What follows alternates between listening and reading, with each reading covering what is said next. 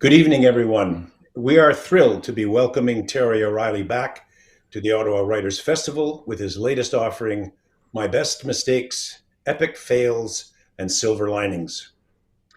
Before we begin, I want to acknowledge that we are broadcasting from the unceded and unsurrendered territory of the Algonquin.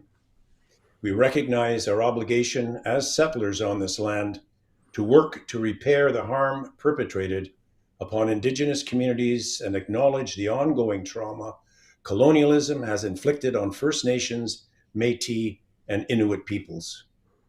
I want to begin, as always, by thanking all of you for your continued support of authors and booksellers through these difficult times.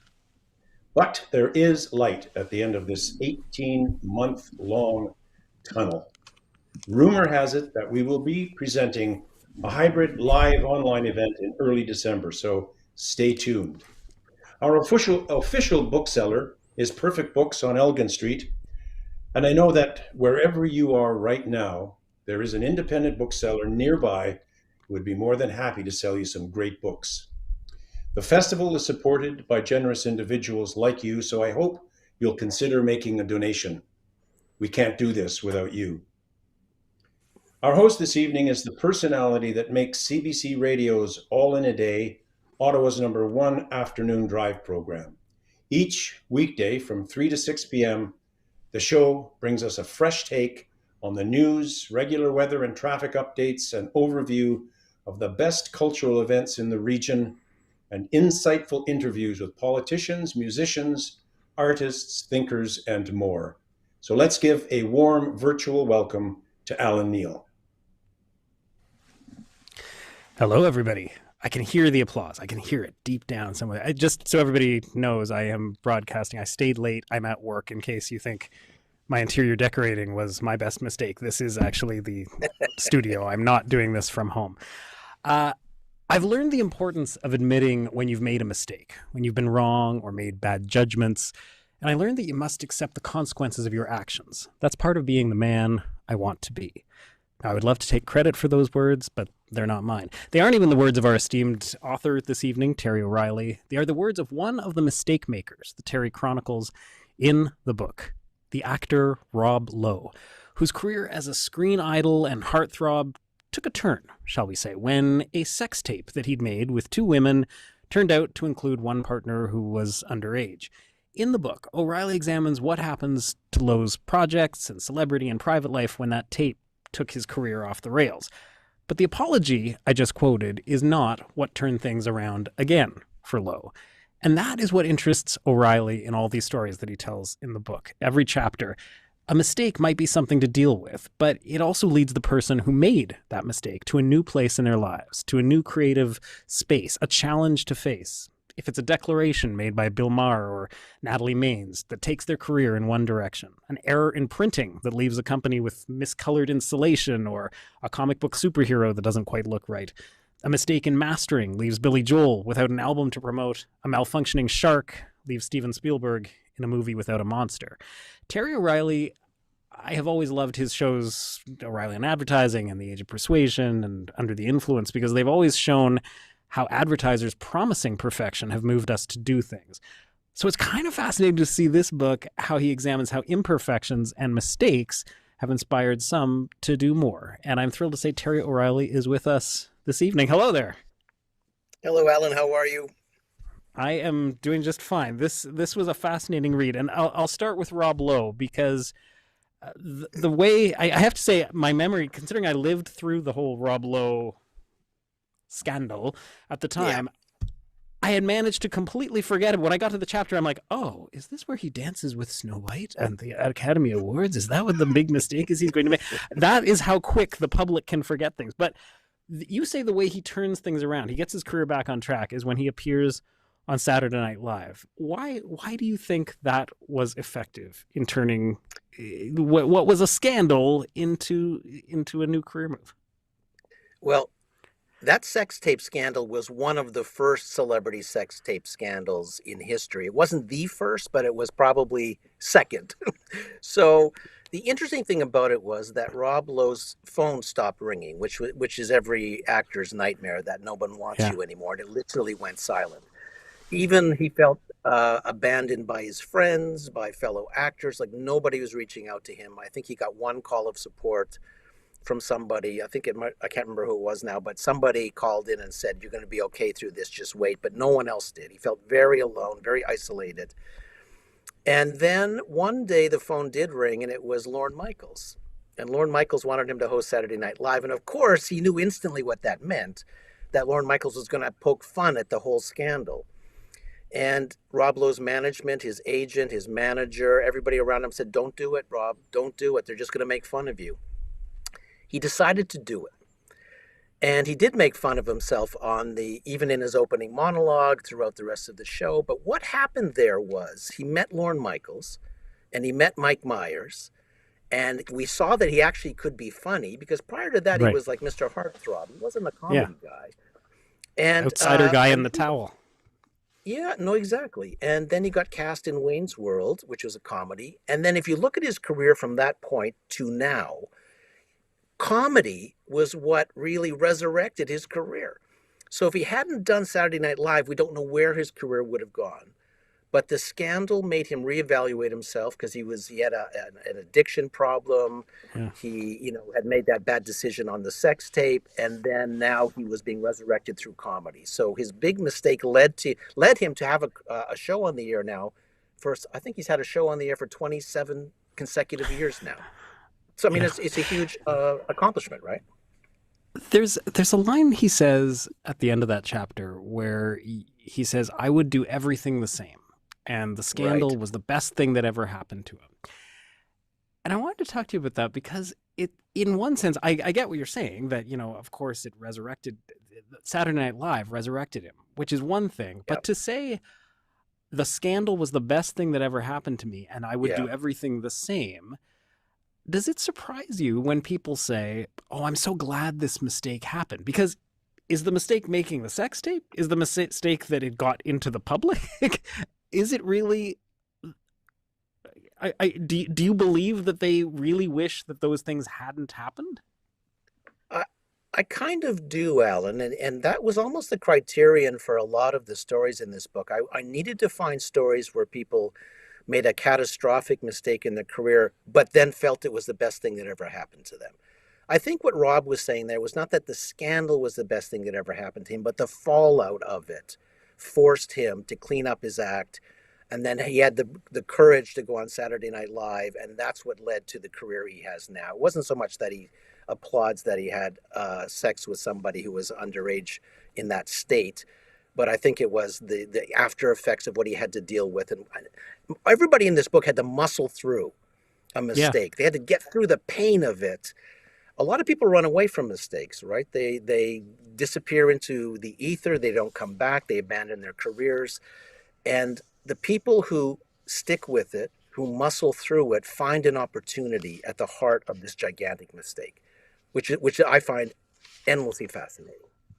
No, and that is part of what makes each of these stories kind of amazing, is that it takes a certain individual, a certain type, to be able to look at it and say, "You know what? I am going to be able to make through it." In the very last chapter, in fact, there's something that I sort of thought felt a little bit like an analogy for what everybody in the book is going through, where you mentioned that when pilots are flying, there's this checklist that they have when there's a mechanical failure. But the number one thing on the list is fly the Fly plane. the plane. Yeah. And in a way, everyone in these books, they have to be able to acknowledge that there's a mechanical failure, but also keep their eye on the larger picture, on the flying the plane, right? Like the only trouble is that each of them crashes the plane and then has to figure out how to get out of it. So the analogy kind of Right. sways after that. But But it's a good did you- analogy, though. You have to fly. You have to keep flying your plane, right? yeah. Yeah. Does Because it take a certain type to be able to see the big picture, or do you have to be past the challenge, the mistake, to be out of that sort of dark situation before you can take action to recorrect, do you think? that's a good question, and that's a hard one to answer, because all the people in this book are from very different walks of life. I mean, there's athletes I talk about, and singers and actors, and Yeah. so I don't know if it takes a certain type of individual, but I think it does take some courage to muscle through it. I do think that there has to be some kind of resilience. And resilience is really the theme of the book. The book is, I mean it to be inspiring because it's all about resilience and how do you get through what may, like a lot of the people in this book, Alan, they lose their job, they lose their credibility, they lose their revenue, like they lose it all. And then as they work through the problem, as I say in the book, they find a better life on the other shore, which is just fascinating to me. The other interesting element of the Rob Lowe story that I think ties into some of the other ones is that he's not alone in what happened to him, right? Like there were other people that played a role in that tape getting out and making the tape, et cetera, et cetera.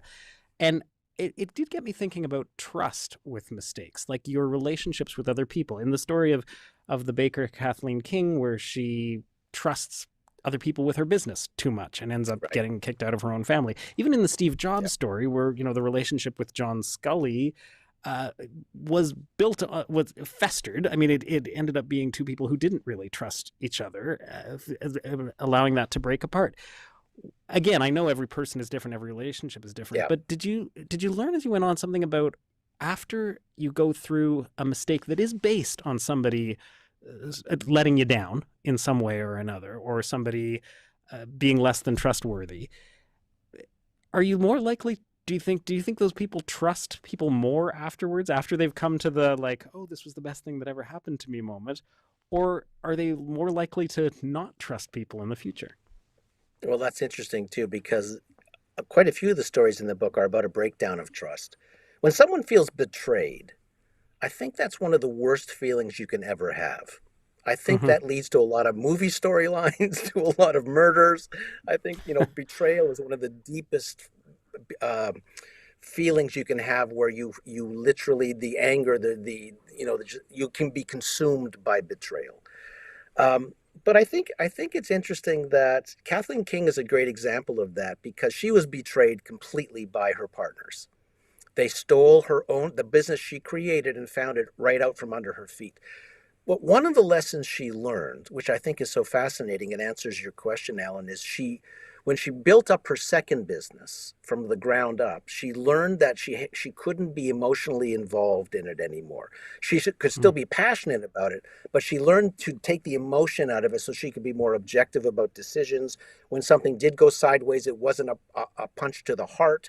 It was just a business decision she had to roll with. So she learned all that through losing her company the first time. And in the case of Steve Jobs, do you think he learned in terms of relationships? He was a very difficult guy. I worked at Apple's advertising agency in the 80s, so we had a kind of a frontline view of Steven. Like he would fire people in elevators, right? Like he was a very difficult guy to work with. So, but he was also a genius as well. So, what did he learn? I mean, he learned a lot through all of that. How he lost Apple and then had to do his 40 days in the desert with his next computer company, and then worked his way back to Apple. Did he learn? It's hard to say with him, because he really is an anomaly. He was really a world-changing guy, where a lot of other people in the book didn't really change the world, but he did. But he always had trouble letting go of control. And I think he did not learn that lesson. I think, even when he came back to Apple and then turned Apple into a $1 trillion company, I mean, he was the guy. Even, I'll tell you this, Alan, and I say this in the book, but he met with his advertising agency every Wednesday morning for 3 hours. And I can't think of another major company where the CEO meets with their agency for 3 hours. That's he was controlling the advertising, right? Yeah. See, that brings me to another point then, because in the case of Jobs, it's an absolutely fascinating chapter, by the way, just the way you weave through all of those personal dynamics he's going through. I guess the question is, any number of decisions that he made could be considered mistakes. Like, had he not been so difficult with his employees and coworkers, had he cultivated a better relationship with his workforce, would he therefore not have been in a different place with Scully even? Would that power dynamic have been different? So I wondered if it's hard for you to determine where the mistake actually is. Like, you could have almost moved, for people who haven't read the book yet, there's an eraser that appears right before the mistake. There's this little graphic of an eraser that appears, and it struck me with the Steve Jobs story just as one example, but it applies to almost all of them. You could move the eraser to a number of places in their lives where things were starting to go wrong, and say, if you just don't do that, maybe the other stuff won't happen either. Is it hard to determine, well, that's the mistake? It wasn't, I didn't feel that way writing it. I know what you mean, that you can sort of see something starting to go sideways in a lot of the stories. But if you've ever run a business, you know that you have a lot of that going on. I mean, as a businessman, and a businesswoman, you're really just solving problems all day long. I mean, that's what business is. So sometimes you won't spot the bad problems. It'll just seem like another problem. But even in Steve Jobs' story, I think when he hired Scully, that truly was his big mistake. That it was the wrong guy, and it wasn't a good fit, as much as they kidded themselves that it was. And then, of course, Scully ended up firing Jobs. So, I mean, it had to be that for me in that story. There's a chapter, as I mentioned, about the Chicks, who at that point were the Dixie Chicks, and the statement that Natalie Maines made, where she said that they were ashamed that the U.S. president was from Texas in the midst of everything that was going on with the Iraq and U.S. conflict. It's astonishing to reread. I think of it as very recent history, but it's astonishing to reread again some of what she and the bandmates went through. I had forgotten Toby Keith projecting at his concerts Natalie Maines embracing Saddam Hussein, for instance. Yeah. But it did get me thinking about women and whether they have a harder time from the public when it comes to bouncing back from mistakes. Are we more likely to forgive a Rob Lowe than a Monica Lewinsky, for instance? Are we more likely to let it go when it's another comedian or singer than a Madonna or a Kathy Griffin, like, who can do dumb things, but it somehow seems to be reflective of, as the misogyny is pointed out in the chapter, the idea of a mistake that you're allowed to just learn from and move on. Did you find that women were given the same chance to do that? That's a very interesting question too. I think there's a lot of misogyny going on in this book, because I think the women did have a tougher time. Even in the Dixie Chicks chapter, other country recording artists said they only said what like 4 dozen other male country singers had said previous to that about the same issue, and nothing happened to the guys. So I think a lot of what happened to the Dixie Chicks was 2 things: that they were women, and number 2, that they made that statement in Europe. And I think a lot of Americans felt that making that statement over there was somehow unpatriotic. It just added some layer to it that people just couldn't let go of, that you're talking about our leader somewhere else, and and that really did it for them. That was really difficult for them. And they were on tour in Europe and not really knowing what was going on back stateside. They were just getting little dribs and drabs of the controversy as it started mounting. So they were at a real disadvantage being overseas when that happened. It just seemed that, for instance, with the Bill Maher, who also made, a controversial statement about the terrorists not being cowards, that it's not a cowardly thing necessarily to do. There was no equivalent of him being called a bimbo, for instance, for his statement. There was no equivalent, even though those 2 statements were out there. He was seen, and it definitely was seen as a mistake, and definitely he paid a price for that. It didn't ever seem to come back to this idea of him being a certain type, or it being tied to the same names were not bandied about. Does that make sense? So true. The Dixie Chicks were, even Ellen DeGeneres, when she came out on her show, which she at the time felt it was the right thing to do, but then immediately after, when she lost her show, felt it was a huge career mistake. I mean, all the people she was friends with, like all her comedian friends, were doing jokes about her on all the late night talk shows. So, I mean, nobody really made fun of Bill Maher that way. The Dixie Chicks were called bimbos and many other disparaging, misogynistic names. Bill Maher never had to face any of that. So you're very right. I mean, you can see the line in the sand when you make that comparison. Ellen DeGeneres is another fascinating chapter because, again, because it's such recent history, I think we forget exactly how revolutionary that coming out was at the time. It is also, I wondered how much you wrestled with that idea, though, of her coming out being a mistake. And your point is well taken that it's a career, obviously, but when we think of Brian Williams lying, or the musicians dropping the amp, or the popsicle being left in the sun, it's obvious that this was something that was done that was either wrong or that was not meant to happen. With hers, I mean, did you wrestle a bit with the idea of calling this thing that was obviously supposed to be a good thing, that she was stepping forward, to call it a mistake? Well, when I was considering adding that chapter to the book, I did think about that a lot. And the reason I included it in the book was that she said at that stage in her career that it was, looking back, this was when, and just for people who haven't read the book, she came out on the show. Laura Dern was the other actress in the scene. Oprah Winfrey played her therapist in the show.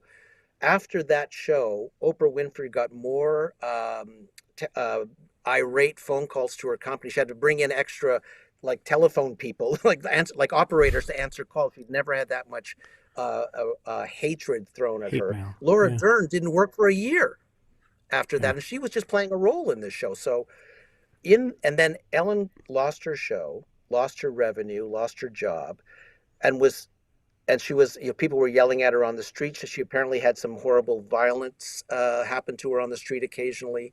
So she ended up moving to Ohio, which I don't think many people remember that. Like, she literally left Hollywood and moved to Ohio just to get away from everything that was happening to her.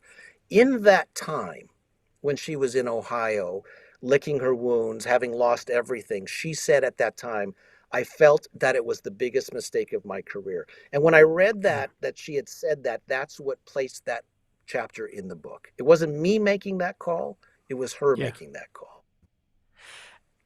When the quote that you have in there about why she thought Ellen had failed, Ellen the show rather had failed. She said, I tried to incorporate educational things about what people actually go through when they're coming out, and it wasn't funny because it's not funny, and that's why it failed.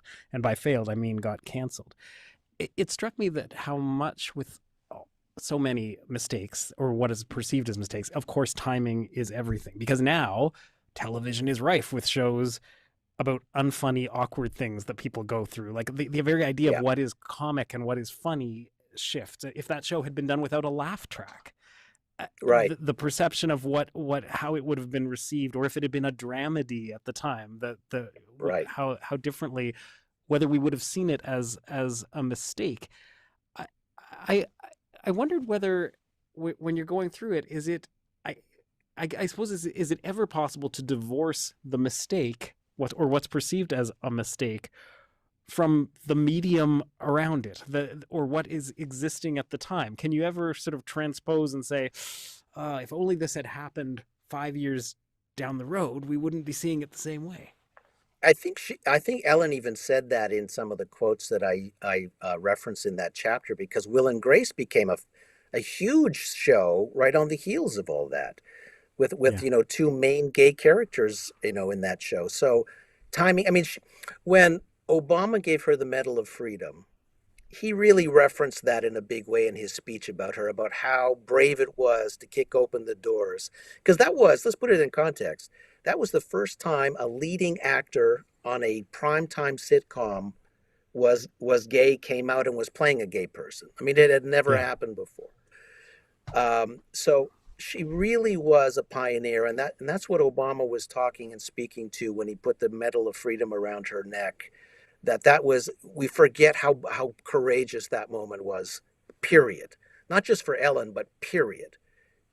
And because now we're in a cancel culture too, right, Alan? There's all that. You can't, sometimes you're not allowed to bounce back from a mistake anymore. Well, and I have a question about that a little later as well, because that is the question of what forgiveness and whether bouncing back is just when the public chooses to forgive you versus when you actually have done something admirable. But in the case of Ellen, what do you think then was the turning point in terms of her understanding how to move forward with the career? Because it's in drips and drabs, right? The Finding Nemo role, and Right. then the talk show, etc. But in terms of the lesson learned, or being able to restart because of what happened, like that blew up. What did it allow her to do once that blow up had happened? I think, as you said, time had passed, so that was one big factor.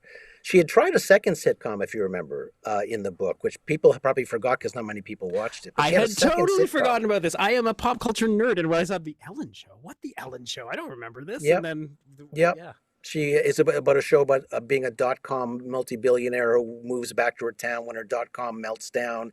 And she is the only gay woman in the little town except for the PA teacher at the high school. I mean, it was one of those, and hilarity ensues. And I think it was probably canceled after 5 episodes. So she was again cast adrift, even though she was now, fully embracing the fact that she's gay and she wanted to play a gay character. And then when the Finding Nemo opportunity happened, I mean, that she jumped at that because nobody was hiring her. That particular writer just heard her voice in his head when he was writing the character for Finding Nemo. But that animated movie didn't come out for about 2 or 3 years after that because animated movies take forever to make. I think time had passed, Alan. That was maybe one of the biggest things. And then, Will and Grace and things of that nature, jumped on the shoulders of Ellen and were able to have some success. And then remember, in order to prove to TV affiliates around the US that maybe she could come back to primetime television or to come back to television, period, she did a tour, a comedy tour, and her manager got all the TV affiliates to sit in the audience so they could see how much the audience loved Ellen.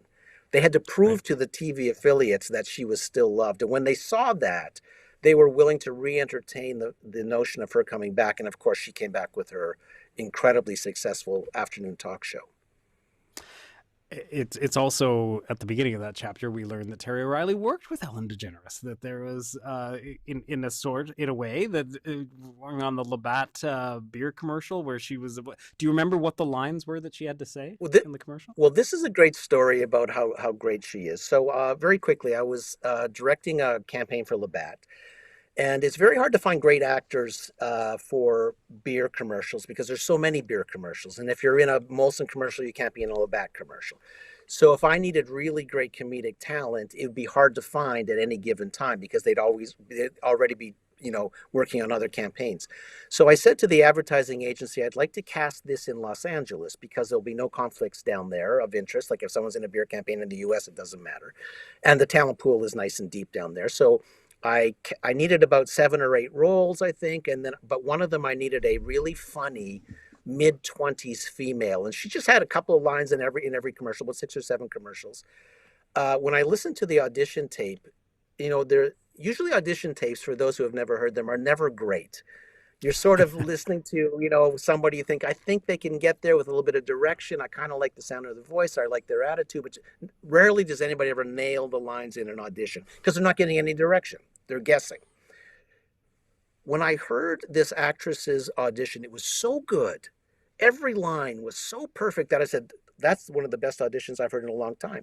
I presented it to the agency. They loved her. We debated other roles, but she was not a debate. I go down to LA. I had everybody in that studio, all the other actors were seasoned professionals because I love to cast the great second bananas from sitcoms because they're really funny and they're really professional and they're affordable and I love working with them. They all knew each other in the studio. I could tell by the way they're all talking and, hey, I haven't seen you in a long time, except for this 20, 25-year-old, 26-year-old woman. I could tell she didn't know anybody in the studio. I could tell this was one of her first voiceover gigs because she didn't quite know how it all worked. She would recede into the corner because she was so shy. She would come out, say her line, hilarious, then recede back into the corner. And that actress was Ellen DeGeneres. So she was a star before she was a star. Just drawing on your past here, I'm gonna take you back to 1989 and a mistake you made. This was a story that you told to the National Post some 21 years ago. The Uh-oh. story reads, as a newcomer to directing radio ads, O'Reilly booked Martin Short to record a slate of spots for Black Photo. Right. Try as he might, though, he was unable to capture on audio tape the same character-driven hilarity that Short generates in person and on screen. I didn't get it, said Mr. O'Reilly. The scripts were funny, the talent was great, but it was bombing. The problem, as he came to realize soon enough, was one of inexperience, his own. He hadn't foreseen Mr. Short's own style of humor would fall flat before an audience that couldn't see him. And you described this at the time as a mistake of your own making. That's so so that funny. was 1989. Do you think that Right. you have deal with making mistakes differently now than the guy in 1989? Like, I don't know Oh, if at for that time would that mistake have plagued you? It did plague me because it's so funny you found that article. So I had Martin Short was for Black's Photography, because Martin was the longtime TV spokesperson for Black. So when they did radio, they wanted to retain Martin for it. I surrounded him with the best Second City actors in Toronto. So I had a great cast on the floor, but every spot seemed to just go flat. And if you can imagine me as a young director in that room, so whenever there's a celebrity in the studio, everybody shows up. The clients will bring their wives, and like it's a cast of thousands in the room. There's a lot of chit chat going on, and I'm trying to focus on the performance. And the scripts were funny, the other actors were funny, but the spots themselves kind of fell flat. And I was like, it's all chit chat, everybody's worrying, everybody's fretting, and I'm just having that Zen moment, Alan, where I'm going, okay, relax, take a deep breath. What is going wrong with this spot? Like, I'm trying to analyze everything to see if I could find a way out of this, and I couldn't. And the next day I was playing them for my business partner at Pirate Radio, and he said, well, you know what the problem is? I said, no. He goes, Martin's a visual comic. And it was like an ice pick in the forehead for me, because yeah, it was one of those moments. I thought that's exactly it. And I experienced that, by the way, many times later, which made me very acutely aware of casting. You have to kind of close your eyes if you're casting for radio, close your eyes and see if they're still as amusing with your eyes closed. But sometimes I would be watching an actor perform, and every take is hilarious. And then they go home, and then you play the spot back the second they walk out of the studio, it's not nearly as funny. And it was because their histrionics were part of the whole thing you were experiencing through the glass. So I often would just do this when I was listening to radio. Like, I have all these great actors over here, and I'm looking this way because I don't want to be affected by that. So I learned that in 1989. So yeah, I was a very different person. I directed in my career, Alan, somewhere around 14,000 commercials. So you learn a lot when you're doing that kind of volume. But what about when it came to making mistakes? I mean, like, if you had gone home and you're up all night going, why didn't that work? Why did I fail Martin Short? Oh, I've destroyed everything. Maybe you didn't say I've destroyed everything, but you're this is plaguing you. How does a mistake affect you now? If the similar thing happened, like you put so much work into something, you sat down, you delivered it out there, and it's just not landing. Things aren't working. Does it plague you the same way as it would have in 1989? Yeah. I had hair when I started in this You've business. learned nothing. I know. Well, you know what? I'm always learning. I mean, I'm 40 years deep into a career, Alan, and I can tell you firsthand that I am a white belt when it comes to what I do for a living, that I'm still learning every day. I can still learn something tomorrow that I did not know yesterday. I think I loved that. It will torture me because I'm a perfectionist, and perfectionists are never happy, right? So it can haunt me for a long time if I try something, or if I make an idiotic mistake on something, where something I thought would work and it didn't. That can eat me alive for sure. So that's interesting. I mean, I would think after going through all these people talking about mistakes and how they're good things and how you're moving past things, you'd be in some new Zen moment, Terry. You'd be in some new mistakes. No it eats me alive because I didn't catch the mistake, or I didn't do the math on it. I always learn. I will rarely make the same mistake twice. I'll say that for sure. But I will definitely take the learning from that moment every single time. There are in the book a few different food products created by mistake.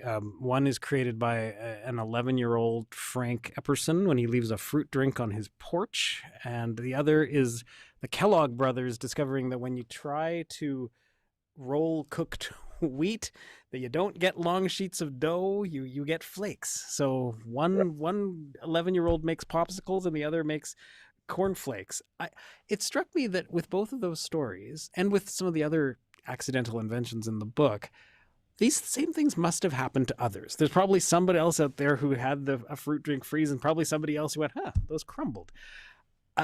What did you learn about the personalities of those who will seize a moment and say, let's market this discovery? Because it's not a mistake the same. It's not an ethical or moral mistake that they've made. No. It's that something was created without them meaning to. But it takes a special person to know what to do with that, right? It does. It does. So, as I said earlier, I think I went after two kinds of mistakes, right? The catastrophic career mistake where someone's lost everything and then it ends up being the best thing that happened to them. Then the second kind of mistake that I chased was the small, tiny, almost insignificant mistake that someone makes who doesn't think much about it at the time, but turns into something huge. So Frank Epperson, when he leaves that drink with the stir stick in it, he mistakenly leaves it out on his porch overnight. They have a freak kind of a freezing in San Francisco. In the morning, he realizes he's left it. He can't get the stick out, and then he runs it under hot water. Then the whole drink comes out on the stick, and he licks it and thinks, this is pretty good. And he was 11 when he had that little, this is an interesting thing. And he would make them, for his friends. His friends loved them. And then when he was in his 20s, he would make them for his kids. And he used to call them Epsicles, but his kids said, they're Popsicles. So that's meaning their dad's sickles. So that's where Popsicles came from. And some people have this ability. He just saw that there might be something in this. And then, did a test run by selling them at some fair, and it was a big hit. So you're right. Some people have this ability. The Kellogg's brothers too, when they left that wheat uncooked on the stove and then came back a couple of hours later, and then they were so cheap they never wanted to throw anything away, so they thought they could roll it and make some big dough with it. And then of course it flaked, and then they roasted the flakes, and then they served them to their patients at their health spa, health spa. And then they loved it. And then it is a crazy health spa, calisthenics, marching, singing, just the craziest health spa. And then one of the brothers said, I wonder if this mistake can actually be a product. So they patented this corn flakes, and then they started Kellogg's in Battle Creek, Michigan. And that was 1894. Yeah. And that's one of the biggest successes of all time in the cereal business. Just had this ability to see something. And then also know what to patent as well, right? Like there's a fantastic section of the book where you describe the patent for the popsicle, right? Like, which, if you think about what are you actually patenting there, a stick with fruit juice that's frozen, like, but the language that's used. I know, but much like you, preferably birch, right? The popsicle stick, preferably birch, like you're very specific in their patent language. It struck me that it's almost like you needing to know where the mistake is. They need to know what they've owned, right? Like they have to be able to recognize what they've created and really take full stock on it in order to say, this is ours. It's so true. And those are remarkable moments, don't you think, in hindsight, where someone says, I think this is a patentable thing, even though it's just water and a stick. Or it's just this is leftover wheat that was overcooked. I wonder if there's actually something in this. But remember that each of them tested it just to see if their instincts were right, because Epperson gave it to his friends and then to his kids, and like everybody just seemed to like it. And the Kellogg's brothers gave it to all their patients, and they just seemed to just love it for a cereal in the morning. So their instincts, they had an instinct about it, but then they tested it and their instincts paid off. There's also numerous, two examples in the book of times when colors go wrong. And one is The Incredible Hulk and one is Fiberglass. Right. And both were situations where something was supposed to be one color, and due to an error, it ended up being something else. Incredible Hulk was supposed to be gray. Fiberglass was supposed to be red. Now, as an incredible comic geek, I am holding everything back from making this entire segment about the Hulk, so I'm going to start with the red fiberglass. But you say that it was supposed to be red fiberglass, and turned out pink, and they apologize to all the installers, and they say, oh my gosh, we're so sorry, we sent pink, don't worry, it'll be red next time. But then you say installers began asking for the pink insulation instead. Stunned, the company wasn't sure what to do, but the pink requests kept coming. I did what I said. Why do you think the pink requests kept coming, considering this is something that nobody sees? Like, this is something that is just it's somewhere in the house. Why do you think people wanted the pink insulation? It's a very strange thing, because the reason the fiberglass was horrified was because their clientele were all contractors, male contractors. And pink, historically is not a male color. I mean, it's almost the antithesis of male in, as far as blue and pink goes, right? Mm-hmm. So they were mortified, but they had already dyed so much product that they had to get it out there. And then they were shocked when these contractors came back and said, we like the pink. It's a strange thing. When I worked on fiberglass pink advertising throughout the 80s, by the way, that was one of our biggest accounts. And as I say in the book, our client gave us the best challenge in the world. He said, I sell the most boring product in the world. People buy it once in their life. They put it between their walls and never see it again. Make me famous. That was his brief to us. Which is one of the greatest briefs of all time. And we did make him famous by leveraging pink. There's something about pink that became brand worthy, that even all the work we did many decades later, we played off pink flamingos, we had pink print ads, then the Pink Panther. There's something about it that just worked. And you can't even logically figure out why contractors just didn't roll their eyes and buy the white stuff. And, no, but there's something about pink that works. And even in Canada, after all the pink work we did for fiberglass, they ended up having over 70% of the insulation market. Like they had like a monster share of that business. So pink just worked. The Incredible Hulk, I did wonder what you think would have happened with that character had he remained gray, which was the way it was designed. That he was supposed to be this gray character. It turned out it didn't work in the printing. Stan Lee says, what other color can we use? Green. What do you think would have been the difference in, given the fact that there are, DC Comics around the same time had Martian Manhunter as a big green character that was doing very well. There was not before long there would be the Green Goblin. There were other green characters. Right. So it's not like he completely stood out as a green character at the time. But what do you think would have been the path of the Hulk had he remained gray? I know this is a tricky thing to do, the guesswork of the what if. Yeah, I mean, that's total guesswork to answer that question.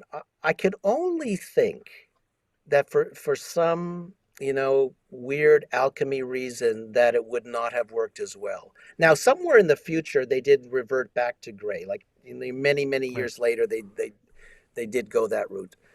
There's something green. I don't know if I can answer it, Alan, but there's something about that color too. Even Lou Ferrigno tells that great story that I relate in the book where he's, it takes him hours to put the green makeup on for the TV show. And they even sit him in a refrigerated trailer so he won't sweat. Like it's a horrible existence he has. It takes, after all day shooting, it takes him 3 hours to take all the makeup off. And one day he says to the makeup people, I have to go home. I can't stand 3 hours more. I'm just going to drive home and shower at home. And he's driving home as the Hulk, green, and someone drives up beside him and happens to look over and sees the Hulk driving a car and then smashes into the car in front of them. And Lou Ferrigno just panics and drives home really fast. But there's something about that, the greenness, the size of it, it all worked. It all worked for Stan Lee. Just the kismet of, and literally he spent 2 seconds deciding what color to make him when the printer made the printing gray mistake. He said, well, then let's use green. I mean, he said that's as much thought as he put into it. Well, and in both those cases, you had people who had to recognize, let's go with the mistake quickly. there was a Right. timeline for both of them to acknowledge, okay, the gray isn't going to work. We're going to go with the Hulk being green. The fiberglass is pink. Fine. We're going to go with pink. That I think probably is another element of the people who are able to make a mistake work for them, is the ability to change, if not immediately and on a dime, but have that flexibility to go there. Well, just to be the forcing of a timeline is always interesting. You're right, because issue number 2 of the Hulk had to come out, so he had to make a decision before it went to press. And fiberglass had to make a decision because they needed to pump out more fiberglass insulation. I'll say this about the advertising business. I'm probably a guy that isn't super patient. I love to get things rolling and get things cooking and get things moving. The great thing about the advertising business is the same phenomenon, which is your deadline is yesterday and it's hitting the air in 3 days. So the downside of that is deadlines that'll kill you. The upside of that is there's not much paralysis by analysis. In other words, because it has to hit the Right. air so fast or get to a magazine in time for the you can get a lot of creativity through because you can't mess with it too much or you're going to miss your deadline. So that's always the creative person's bane and piece of gold at the same time. Speaking of creative people, Billy Joel gets a chapter in this book, and it's a moment where his first album, Cold Spring Harbor, gets mastered, and they screw it up, and he ends up it's all sped up, so he sounds like the Chipmunks, and Right. and he's devastated, and so he doesn't have an album to tour, and he has to do something else, and so as a result, ends up being a piano man in a bar and inspiring the song. Here's the Yeah. thing, like Billy Joel, I'm a massive Billy Joel fan as well. That first album, Cold Spring Harbor, has some gorgeous songs on it. She's Got Away is, I think, one of the most beautiful ballads written. In theory, had that album been promoted, had it come out at the time, it's another what if question. Yeah. It could have been this large hit for him as well. Like it isn't necessarily, perhaps it would have connected the same way as Piano Man. And I wondered, how do you determine, or how do you distinguish between the mistake that leads to something even greater versus, well, but maybe it would have been okay if things hadn't gone awry as well. But with And Billy, maybe it would have been just as successful. With Billy in that chapter, it wasn't so much Cold Spring Harbor that went sideways, although it did. He signed a really bad record deal. Now, that's right. not unusual because a lot of musicians have signed really bad record deals. And what usually happens is a lot of heartache, a lot of lawsuits, and a lot of bitterness. But with Billy Joel, there was a surprising it ended up creating something incredibly positive in his life. So when he signs this bad record deal and he signs away all his rights, he still owed a little bit of money, but he wants to get out of this contract and get the money he is owed. The record guy that signed him is in Los Angeles. Billy's in New York. So Billy decides the best way to kind of chase the money and get out of my contract is to move to LA, to be in the same city as this record guy, because it's too hard to do it long distance. And he didn't want the record guy to know he was there because he wanted to kind of quietly find his money and find his way and hire a lawyer down there. And also he didn't want the record company to take the small earnings he was making because he had to also put food on the table while he was in LA. So he took that piano gig at the Executive Room Lounge in LA. And he didn't want the record company taking half of his salary from that. So there was 2 reasons why he didn't. But still, I don't know if he would have ever written that opus without that moment, because it drove him to that lounge. He Right. knew he was there. Even the regulars said, "You're slumming it here. You're too good to be in here." But every night he watched the regulars, right? So there was the bartender who had dreams of being an actor, and the real estate guy, and the woman, and the waitress practicing politics was his wife Elizabeth, who was also working at that bar. Like every night he just looked into the faces of those people, and ended up writing the song that he will always be remembered for. And I think the mistake of signing that contract led to that song, where most artists it would just lead to bitterness. Yeah. And nothing. Yeah, and nothing. Yes, the chapter on the Who. Similarly, you've got Pete Townsend trashing this guitar, and then that suddenly making them stand out. Suddenly they were the band that was going to trash things. Suddenly they were going to be the band that wrecks things. It struck me that was such an interesting example of the mistake gets made of, the moment with the guitar, or what led to him wanting to wreck the guitar, then the solution, and then almost the solution being another problem, because then suddenly they're expected to wreck things all the time. And there's a line where he says, like, maybe we don't want to do this anymore. Maybe this isn't who we want to be, where the solution almost becomes another mistake, right? Well, it's funny because the Who had a manager that gave them a little nugget, a little marketing nugget that they never forgot. And what he said to them was, you don't want to be the black sheep because those are the Rolling Stones, and you don't want to be the white sheep because those are the Beatles.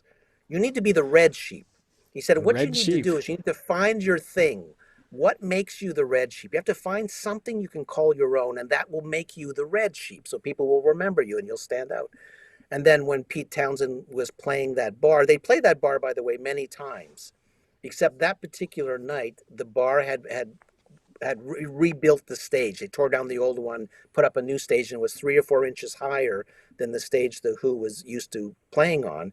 So when Pete Townsend was doing his classic windmill guitar, and he went to, do a classic, and then drove the neck of the guitar through the ceiling, snapping it right off, girls sitting in the front row started to giggle and kind of sneer at him, and he was humiliated. And in that moment, he made the decision to make it look like it was on purpose and smashed his guitar to pieces. And then the next night, and Roger Daltrey was really angry with him by that, because he said, we're not making much money. Now I got to buy you a guitar. Right. And then the next night, Keith Moon just destroyed his drums. And then that was it. And then next thing you know, their bass guitarist is smashing his bass guitar. But it became their thing. Pete Townsend has a great line in that chapter saying, you may think it's silly, but it's what made you notice me. Yeah. Right. Yeah.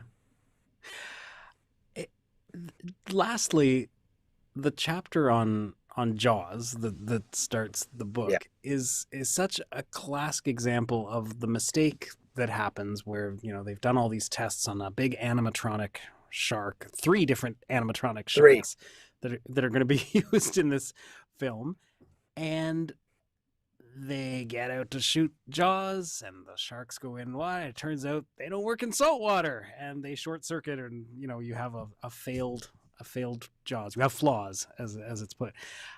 And so as a result, Spielberg has to write a movie where we don't see the shark for most of it. Right. And as a result, you do end up with a better film, I think, than if we'd seen this somewhat fake-looking animatronic shark all the way through I would love to read the original script at some point to see how that would have played out, because I'm sure as a result there was richer character development. You're concentrating more on the human characters and so on. I wondered,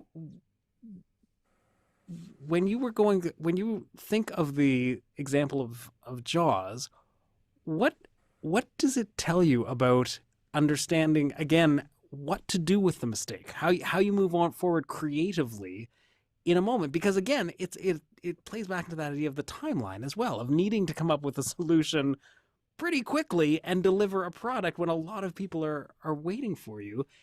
The pressure on him a superior in that moment, creative motion. Yeah. The pressure on Steven Spielberg in that moment, you can't even imagine, because he's only 28. This is his first big shot at a major film. So think about this. He's on location with all his crew, with 3 animatronic sharks and his cast, and the shark isn't working. Like, his whole script is no longer valid. The pressure of that, you can't even imagine. He has no time to rebuild the sharks. And of course, everybody knows the sharks didn't work, but what most people don't know, it was because they didn't work in salt water, as you said. It was the saline that was the mistake. They only tested it in freshwater tanks back in Hollywood. But here's the thing for me. And this was the big learning, I think, at the end of the day. The connective tissue between all these stories was this. If you can, as I said earlier, if you can muscle through the problem, if you can get through the pain of it, There comes a point, and this is the lesson, right? The nugget. There comes a point when you can get to the other side of the pain and then peel that problem like a banana, because sitting at the heart of that problem is the solution, waiting patiently for you to find it. So you think of Spielberg, nothing's working. He thinks he'll never get another directing job again. He's humiliated. The cast is calling the movie Flaws instead of Jaws, as you said. So he sits in his hotel room. He's going through the pain. He's sitting in the dark of his hotel room in Martha's Vineyard, thinking, oh my God, my whole career that I've dreamed of is over. And as he sits in the dark, he gets to the point where he asks himself this one question. He says, what would Hitchcock do? And in that moment, he found the solution sitting at the heart of the problem. If I can't show the shark, I won't show the shark, because Hitchcock would know the scariest thing in life is what you can't see. So he rewrote the whole film very quickly by not using the shark. So instead, he just had a dorsal fin and a tail fin swimming. So you had a sense of how long the shark was, but you didn't see the middle part.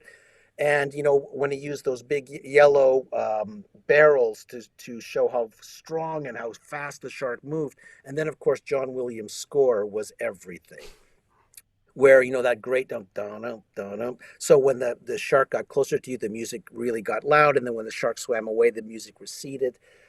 We only saw the full shark for just over 4 minutes in that movie, Alan. Think about that. But in our minds, we saw the shark for 2 hours. Yeah. So all of that, the last thing I say in that chapter was that Spielberg, in hindsight, feels that the fact the shark malfunctioned added $175 million to the box office. Yeah. Well, but you see, him hearing Hitchcock's voice, it strikes me that is the other thing that all of these chapters have in common, is listening to the right people because so many of the people are told not to do the things that they do that end up solving the solution. Usually, if anybody has an agent or manager, they're telling them to do the opposite of what is done here. I'm sure Spielberg was probably being told, by other people, figure out a different way of showing the shark. We'll move the mechanics differently. Like, don't throw away the animatronic shark, or just give up on the movie and do run, do something else. There are probably different advice. So that idea of knowing who to listen to is a terrifying step. Did you figure out as you were going along, just lastly, what it takes to know whose voice you're going to grasp onto for that advice, whether it's the voice in your head or the voices around you? I think it's a case-by-case basis in a lot of these stories, that he imagined what Hitchcock would do. Like, he really kind of took a leap of, what would this master of suspense do in this situation? And Rob Lowe and Ellen, they made very bold choices. When your management and your agent and your family says not to do Saturday Night Live, that they're going to use you as a piñata for comedy's sake, and it's you are the piñata, he still did it. And he didn't have to do that. And Ellen, wanting to come out because she was tired of feeling shame and tired of hiding her sexuality and playing dodge the ball with the press. She just wanted to just be real and be authentic. That was a hugely brave situation that most people thought she shouldn't do. Some people said she should do it, but she had to make the decision at the end of the day, because I even say in the book, as you may remember, Alan, that I had a big debate with a producer in Los Angeles who was working on her show, who said she should come out on the show. And I said, why should she? And he said, because the show is suffering in the ratings and this would be a big ratings boost. And I said, but you have to understand what is at stake for Ellen. And she didn't buy it, the producer at all. She goes, no, she's being selfish. I said, it is all on her shoulders. And sure enough, as soon as the advertisers peeled away from her show, that was it. Same with Bill Maher, right? When Bill Maher said what he said about the terrorists not being cowards, advertisers left the show. And when that happens, you're dead in the water in Hollywood, right? In television. So they really had to make their own decisions on those. Very brave decisions, I think, to come out of it. It is an absolutely fascinating collection of stories, and whether, I will say, for people who have been watching and listening to this, whether you know the story or not makes no difference, because the stories where I knew nothing about the Kathleen King story, I had no knowledge of that entire bakery scandal, and it was as riveting if you don't know where the story is going as to when you have the inside story as well, and it shed new light in every case. So Terry O'Reilly, thank you so much for writing the book, and thanks for being here and doing this evening. Well, it's been a real pleasure, Alan. Thanks for having me.